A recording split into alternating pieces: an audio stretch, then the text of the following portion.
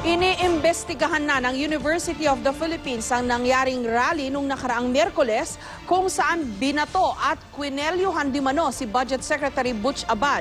Pero ang mga estudyante namang sumama sa rally, pinaninindigan ang kanilang ginawa.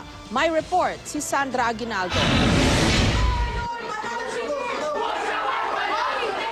Ang rally na ito sa labas ng UP School of Economics noong nakarang Miyerkules, iniimbestigahan na ng pamunuan ng University of the Philippines Diliman. Nauna nang sinabi ni Budget Secretary Butch Abad na sa rallying ito, naranasan niyang kwelyuhan at batuhin ng lukot na papel, coins at placard. Sa statement ni UP President Alfredo Pascual ngayong araw, sinabi niyang iniimbestigahan na ang pangyayaring maging ang umunoy pagkakasangkot ng mga taong hindi naman umuno taga-UP.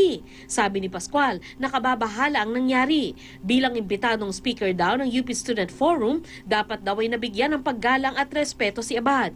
Malaya raw ang mga taga-UP na magpahayag ng kanilang pananaw tungkol sa mga isyong nakakaapekto sa bansa. Pero hindi raw nito kinukonsinte ang paggamit ng karahasan laban sa sinuman. Dagdag ni Pascual, ang debate at pagtutol sa mga isyu ay dapat nakabase sa ebidensya at makatuwirang argumento. Ang mga mapang-abusong salita at gawain raw ay walang lugar sa UP.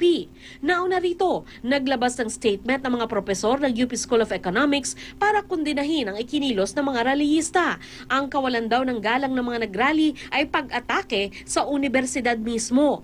Hinimok nila ang mga lumahok sa pagkilos na aminin ang kanilang partisipasyon at mag-public apology kay Abad at sa universidad.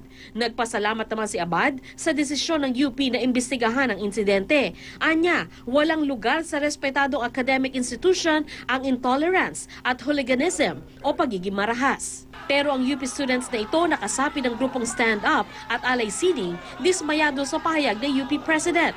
Kasama sina Bryle at Orly sa mga nagrally laban kay Abad. Aminado silang nambato sila ng lukot na papel dahil daw sa bugso ng kanilang damdamin. Talagang binato namin siya ng papel dahil nga yun na yung pinaka-ultimate po na pagpapakita namin ng disgusto at hindi pinapakita po namin na hindi welcome yung mga kurakot dito sa loob ng pamantasan. Sabi nila, karamihan naman daw ng mga nagrally noong gabing iyon ay mga taga-UP talaga.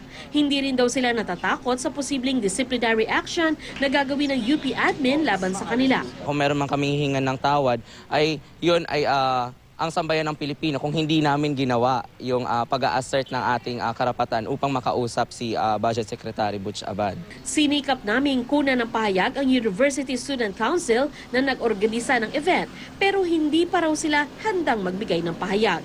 Sandra Aguinaldo, GMA News.